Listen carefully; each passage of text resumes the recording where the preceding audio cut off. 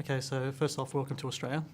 I enjoyed the film very much. It kind of reminded me of those screwball comedies from back in the 60s. I can definitely see like a Tony Curtis and Jack Lemmon in some of these roles. Was that how it read to you when you read Dan Vogel's script? Is that the type of vibe you're going for? There's definitely some similarities there to like Billy Wilder kind of thing, but it's hard to avoid that in any kind of romantic comedy, I think. And then there's some, I guess, French farce elements too, and some Frank Capra in there maybe. Yeah, it's interesting. Dan is not like a cinephile at all. He is.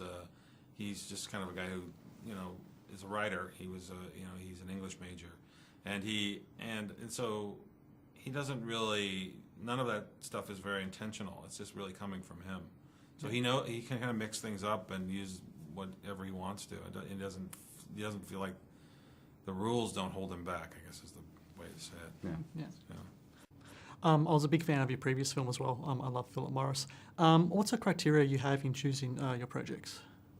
It has to have love in the title. We just want to kind of challenge ourselves, I think, and I guess set out to make a really good movie as opposed to just taking a job. Yeah. I think that's our motto is good is good. We'll do anything, no matter how strange, but if it just reads good, it's worth doing. Yep. No matter the genre, it's yeah. Cool. Is it a movie we want to see? That's basically the base level. Yep. Is it a movie we want to see? Yep. And you've put together a really great cast here.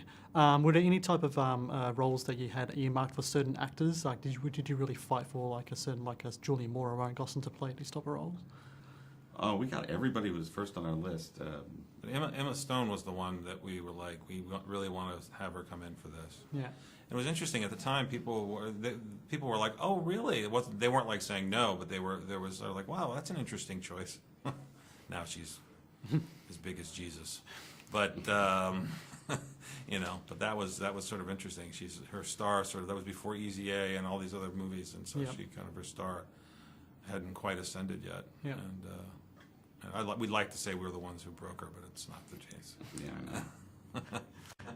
What I liked about the cast was the clash of different acting styles. Ryan and Julia especially are known more for the dramatic work. Did they surprise you in what they brought in the comedic kind of field? Yeah, well, I think Julianne could be funny because she had done some TV show, 30 Rock, in the States, and she was very funny. And she had done some romantic comedies earlier in her career. But we really needed someone who could handle the drama of that character and making her a likable character.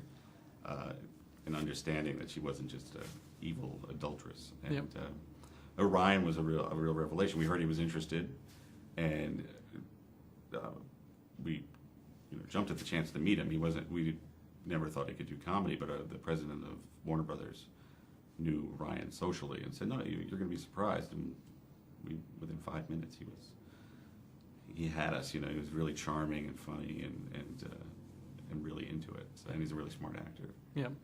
There's the now famous scene where Ryan takes off his shirt in front of Emma. At the screening I was at, I think there was an audible gasp from all the ladies in the field, and all the men just said, "That son of a bitch." Was that something similar that happened on the set as well? Well, I think there was Ryan was really uncomfortable. Yeah. Because he's not that guy really who takes his shirt off a lot.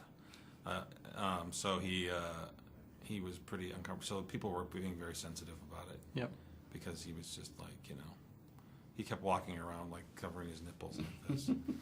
Because he was pretty embarrassed. He's a shy guy. He's not like he's not the beefcake type. But he did it because he felt like that's who the character was, and so he felt that it was justified. But I got a section on my website called Talking Movies. I talk to directors about certain genres of film.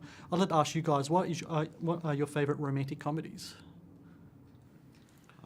My favorite romantic comedy. The Apartment. The Apartment's the best romantic comedy ever made, I think. My personal opinion. But Jerry Maguire and Love Actually is a good one. Yeah. More modern version. It Happened One Night. It's a great one. You said The Apartment was the best made of all time. What is it about that film that stands out? Comedy. The best romantic comedy. Yeah. What is it that stands out about that film? It's great characters, great writing, great dialogue.